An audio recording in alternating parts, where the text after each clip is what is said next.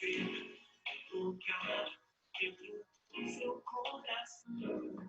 Capaz de mais que uma lembrança. Cicatriz que ela traz, já nem se consegue mais encontrar o caminho da esperança. Cicatriz cheio de enxugar a preta dos olhos, se fazendo mal. Estendendo só o amor que já se fez. E a força da paz junta todos outra vez. Venha, já é hora da centelha chama da vida e fazer a terra inteira feliz. Muito bem. O recado é para começar a aula mesmo, né? O recado aí da música interpretada pelo Michael Jackson, que eu coloquei antes, e agora a versão dela, que foi muito difundida na época do Roupa Nova. Roupa Nova é uma banda assim, de caráter mais popular, mais romântico, né? Mas tem o recado dela, né? E a mensagem da música ela é muito oportuna para o tipo de aula que nós vamos ter, né? A aula que nós vamos desenvolver ouvir vocês, né? Porque não adianta nada ter aula também ao vivo toda hora, o professor fala, né? E o aluno escuta, né? O aluno não pode ser passivo, ele tem que ser ativo também, né? No processo de aprendizagem, porque na verdade quem está aprendendo é ele, o professor tenta apenas passar um pouco daquilo que ele já sabe, né? Então, a ideia da aula hoje é essa, né? É que você fale, né? Eu provoco e você fala, né? E a exemplo do que acontece nas outras aulas também, né? Isso tudo é gravado, depois isso tudo é lançado lá no nosso canal no YouTube, né? Canal de quem? É do Evaldo Castanhari. Não, não é do Evaldo Castanhari. É do Evaldo mesmo.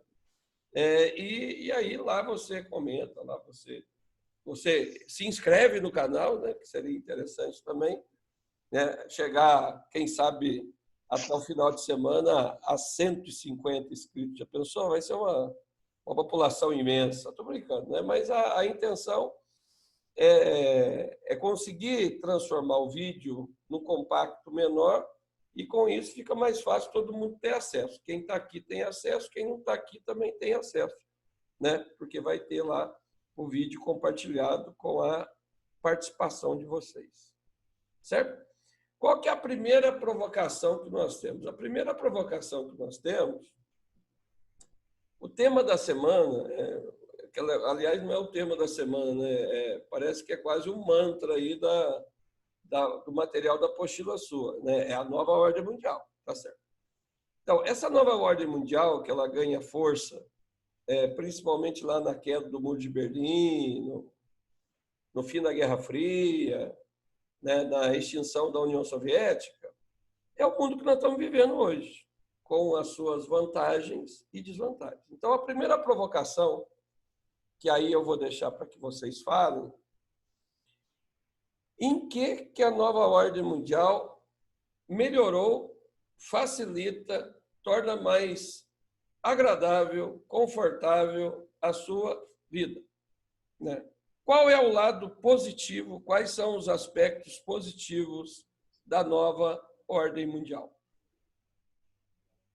Agora vocês têm que falar. Estou quieto. Só abrir o microfone e falar. É um monte de... Evaldo, É só organizar aí, tá bom. você podia falar de novo sobre a ordem mundial rapidinho? A Porque deu uma travadinha na hora que você estava falando. ordem mundial é a realidade econômica que nós temos, né? Quando eu falo ordem mundial, eu estou falando do processo de globalização, certo? Que nós estamos vivendo com grande intensidade nos últimos 50 anos. com maior intensidade nos últimos 30 anos e com uma velocidade tremenda nos últimos 20 anos. Né? E aí? O que isso tem de bom? Quais são os aspectos positivos desse momento que a humanidade atravessa? Positivo, tá? Depois a gente vai discutir o outro lado até amanhã cedo. Estou brincando, mas não vamos discutir o negativo também. Então, falam os positivos. Evaldo, eu vejo como aspecto positivo, na minha opinião, que a gente consegue desenvolver, junto com a tecnologia, a gente consegue poder aprimorar outras áreas da nossa vida social, tipo a escola, a saúde, o desenvolvimento econômico, social, a gente pode aprimorar essas áreas, eu acho. Com certeza, com certeza. É um aspecto muito poderoso, né? Que você observou bem. Quem mais quer falar? Pode falar. Ana Gabriela, estou vendo aí que está aberto para falar. Pode falar.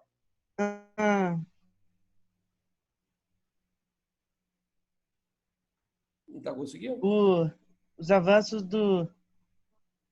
da medicina. O avanço da medicina, João, muito bem observado. Ana, se você tiver com dificuldade no áudio aí, tem como você escrever. Pode escrever. Na outra aula aí teve uma garota, a Marília do nono A, ela escreveu, ficou bem legal também. Então, mas que abriu o áudio, pode falar. Está aberto para vocês. Gostei, João. A voz da medicina, com certeza. É que a Ana tá sem fone. Aí eu acho que ela tá conseguindo falar direito. Não, é só escrever. Fala para ela escrever. Ela está escutando. É só ela registrar embaixo. Manda ver.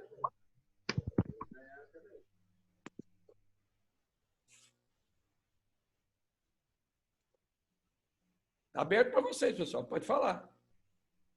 É só isso? Ah, não acredito. O Rafael já resumiu tudo, né? O João acrescentou, mas será que não tem mais coisa, não? Deixa eu ver se eu consigo colocar o Vitor agora. O que mais que tem?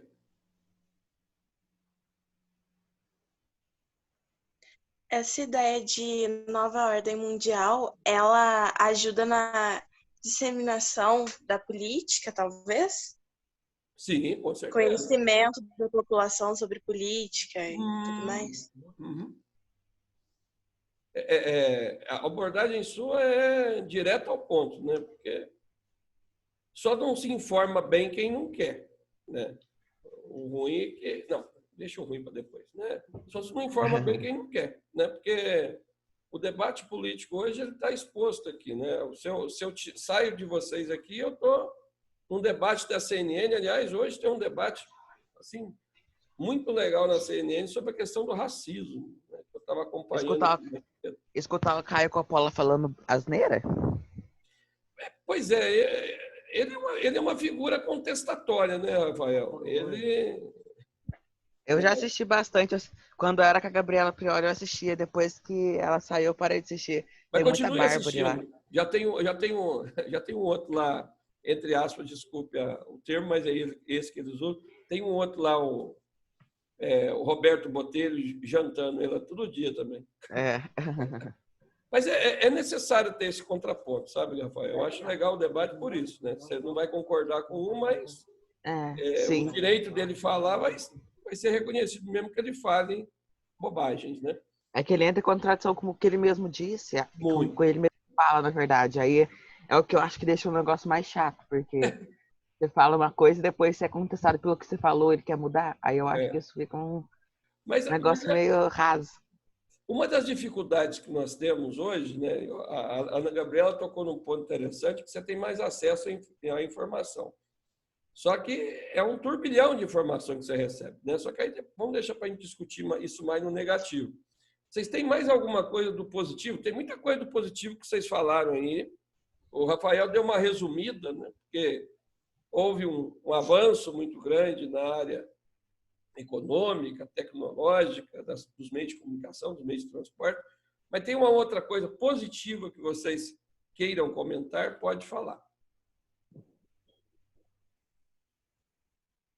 Não tem mais positivo? Não tem? podemos ir para a segunda parte, porque, na verdade, eu não recrimino vocês por estar falando um pouco positivo. Porque vocês já resumiram bem. O João falou do avanço da medicina, né? A Ana Gabriela falou do avanço, do acesso à informação, né? O Rafael resumiu bem aí nesse aprimoramento econômico. Agora, vamos colocar o dedo na ferida, não é isso? E o negativo? Quais seriam os principais desafios, né, e impactos negativos do momento que nós estamos vivendo? Quando eu falo momento, não é só da pandemia, não, tá? É um momento econômico, social, político também, se quiser falar. Mas, né? Então, manda ver aí para nós continuarmos aí. Tem mais uma depois. Ô, Evaldo, O, Pode falar. voltando rapidinho sobre os positivos, eu também coloquei o crescimento do PIB. O bolo cresceu, né? O PIB cresceu. Isso. Né? Aham. Sim. Uma boa observação. E o negativo? O que tem de negativo aí? Acho que a minha tá bem resumida também. Eu resumi tudo. Eu coloquei assim que, como negativo, o desenvolvimento econômico ele acaba influenciando cada vez mais nas desigualdades socioeconômicas. Pois aí uns têm muito e outros têm muito pouco. Principalmente quando a gente vai comparar as elites dos países, principalmente subdesenvolvidos como o nosso. A desigualdade social é muito grande, né? Concentração de renda. E dá para a gente ver também pelo sistema tributário, porque o sistema tributário, a gente pode dar de exemplo brasileiro, é sobre consumo. Então, as pessoas que vivem de salários menores gastam quase todo em consumo. As pessoas ricas, como o mercado imobiliário das grandes elites, elas não pagam por Elas vão acumulando mobiliário. bens. Acabam acumulando bens. Agora, uma coisa interessante aí, partindo da observação sua, nós percebemos a desigualdade aqui no número de alunos que estão aqui. Eu sei que tem aluno da sua sala que não está entrando porque não quer entrar, porque não certo? Não quer participar, então tá bom. É errado, né? Mas não quer participar. Agora, tem aluno da sua sala que não está participando porque não tem um equipamento adequado para participar, né? Que é a desigualdade aqui, né? Nessa aula, que eu gosto de ter essa aula ao vivo, queria que todo mundo participasse, seria muito legal que a gente fizesse só ao vivo, né? Coisa que acontece muito nas escolas particulares que eu leciono. Mas, ao mesmo tempo, eu não posso também falar assim, vamos fazer tudo no WhatsApp e eu sei fazer o ao vivo e não vou deixar o meu aluno ter acesso ao vivo. Tá? Então, para quem tem acesso, nós estamos fazendo aqui. Para quem não tem, nós estamos jogando um vídeo lá para que ele possa ver depois, né? Porque a discussão com vocês aqui, ela dá, conforme eu falei para o pessoal do nono A, aqui é conhecimento, né? Porque, senão o resto é o quê? Ficar lendo a apostilinha, resolvendo a apostilinha, né? E isso, cá para nós que gostamos de vocês aí, é muito pouco, né? Então, discutir, debater, ainda mais na área de geografia, é uma necessidade, digamos, que ninguém pode tirar de vocês, né? Através da discussão, eu consigo entender mais, eu consigo me aperfeiçoar, né? Eu consigo questionar mais. Opa, o professor exagerou ali, de repente podia ser daquele jeito, e realmente pode, né? As ideias são muito variadas, né? Não existe uma ideia só, né, que eu brinco, cavalo de pipa. Não existe, né? Nós temos várias ideias, nós temos que ter cabeça aberta para entender que, de repente, uma ideia colocada lá na frente pode ser melhor do que a nossa e aprimorar, né? E morrer com a certeza que vai saber pouco, né? Tem mais gente para falar, tem a Ana Gabriela que está aberto o microfone aí, tem mais uns que não falaram ainda, poderiam participar, então manda ver, estamos no ruim ainda, estamos no negativo, pode falar. Evaldo, outro aspecto é que a tecnologia vem substituindo a mão de obra, ocasionando desemprego, né? Sim, coloquei isso também. E é um desemprego medonho, né? Porque é um desemprego, como é que você vai fazer?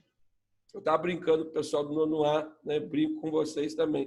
Como é que você vai falar para a vaca, assim, falar assim, amanhã não vai ser mais ordenhadeira mecânica.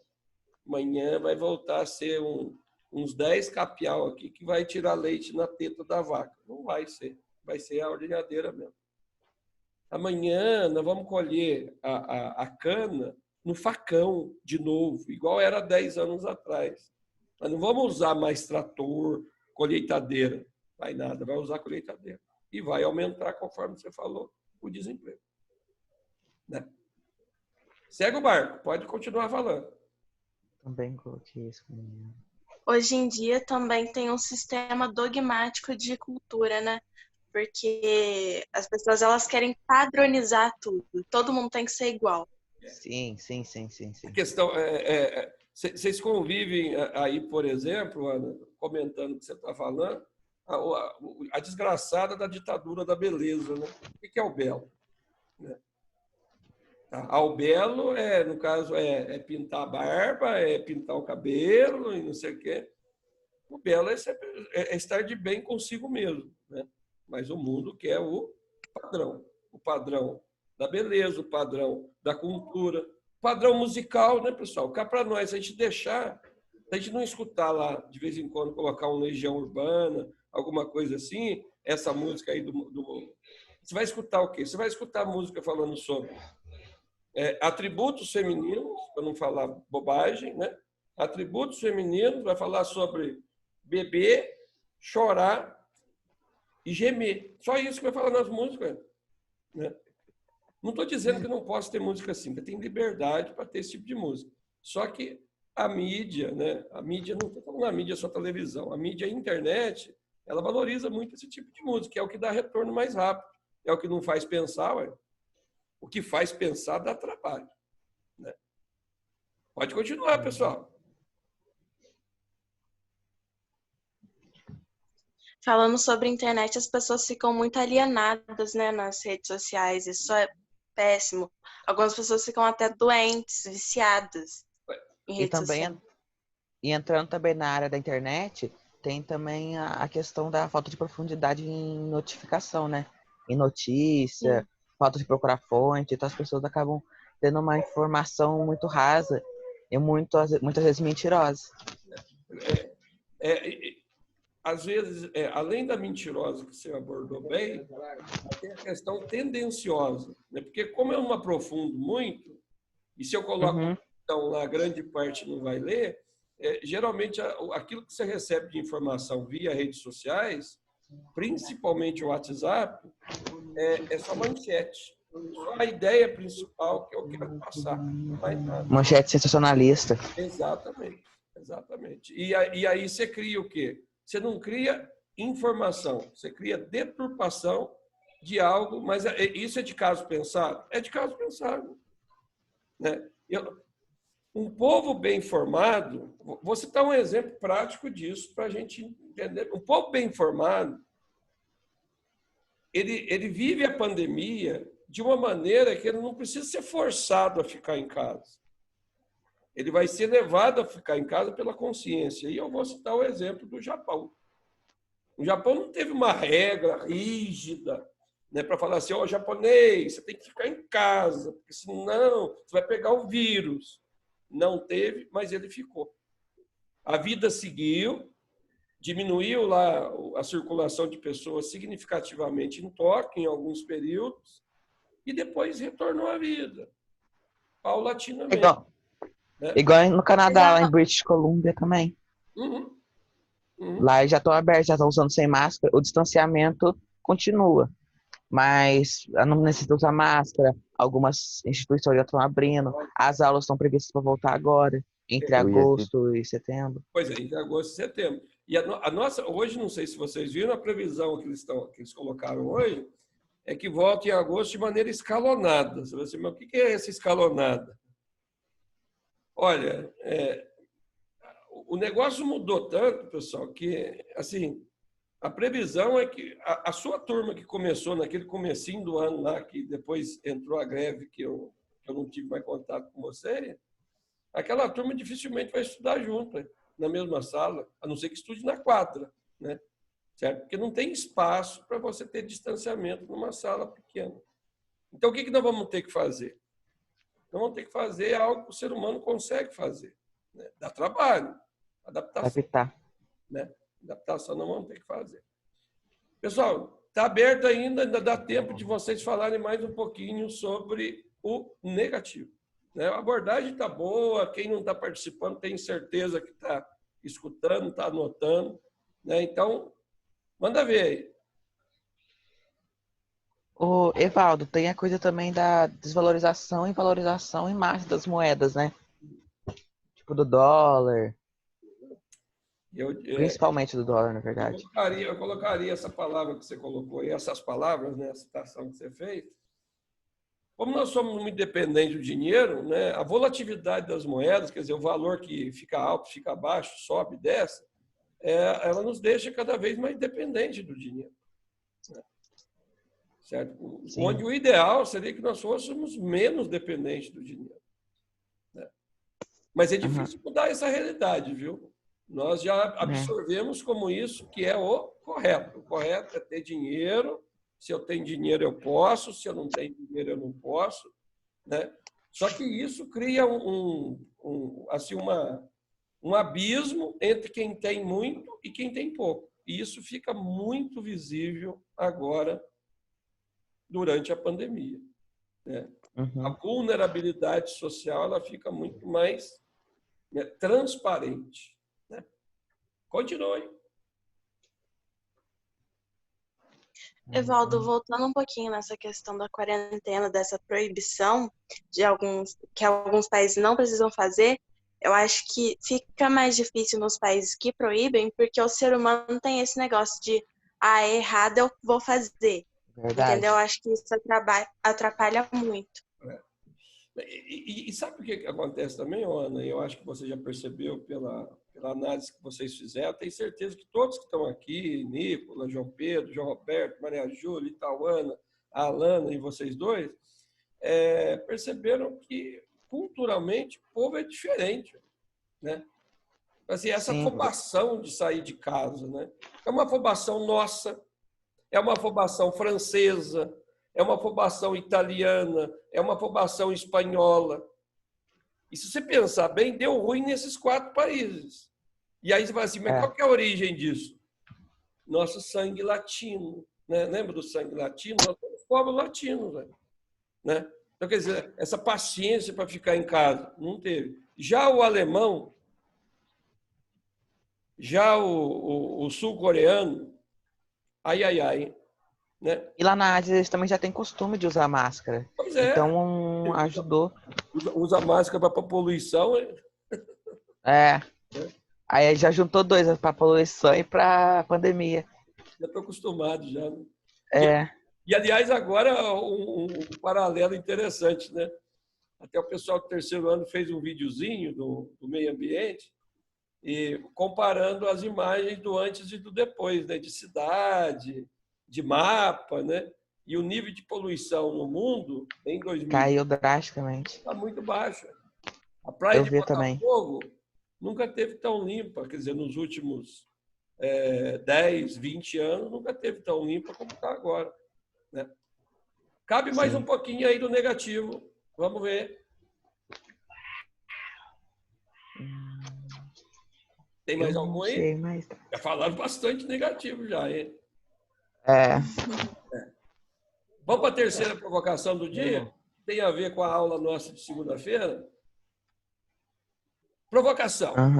Advogado do diabo, sou eu. Então vamos lá. É possível um mundo sem armas nucleares? Então, Evaldo, eu felizmente estava lendo isso sobre esses dias para trás. No livro que eu comecei a ler, da luta pelo direito, tem uma parte que fala sobre violência. Eu estava lendo lá do cara que escreveu falando que muitas vezes é só uma forma de intimidação. Não necessariamente ela seria utilizada, mas seria uma forma de intimidação. Mas eu acho que a intimidação não é o caminho para diplomacia. Você tá falando, Rafael, controlar as pessoas pelo medo, né? Isso, justamente. Muito boa abordagem dos dois, viu? Intimidação. O domínio pelo medo. Né? se você voltar um pouquinho no tempo e observar a Guerra Fria, um dos ingredientes da Guerra Fria foi o quê? Foi a corrida armamentista. Uhum. E uma corrida que nós sabíamos que nem o lado soviético, nem o lado dos Estados Unidos ia usar as armas, porque se usasse ia dar ruim para os dois. Né? Então, intimidar. Nesse aspecto, eu acredito que vocês concordem, mesmo discordando que seria legal que eu conseguisse eliminar essas desgramadas dessas armas atômicas, mas pelo princípio da intimidação, da chantagem, do domínio pelo medo, fica difícil eliminar elas, né? Uhum. Não é mesmo? Continue. Sim. Pode falar. O sim ou não, pessoal. Dá para justificar com essa provocação tanto sim quanto não. Mas eu acho que é muito mais por causa da intimidação. Tem muitos países, principalmente desenvolvidos como os Estados Unidos, e países não tão desenvolvidos, mas com grande, como eu posso dizer, um grande aspecto militar, como a Coreia, acho que é do Norte, a gente tem aquele Kim Jong-un, a gente tem a Rússia também, que tem, a gente pode ver um governo mais autoritário, eles utilizam dessa forma, às vezes até para poder controlar a própria população e influenciar eles na globalização, né? Porque isso aumenta.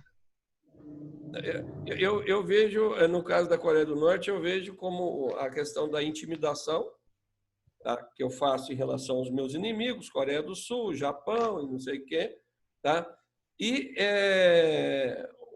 uma possibilidade de fazer chantagem com outros países, né? No caso, por exemplo, o Trump, que até 2 anos, 3 anos atrás era inimigo, arqui-inimigo do Kim Jong-un, que você citou aí, hoje eles são quase amigos, né? Digamos assim. Uhum. Aparentemente, né, você olha nas câmeras, parece que eles são amigos de longa data, né? Bate nas costas e tal, não sei o quê, né? Sim. Mas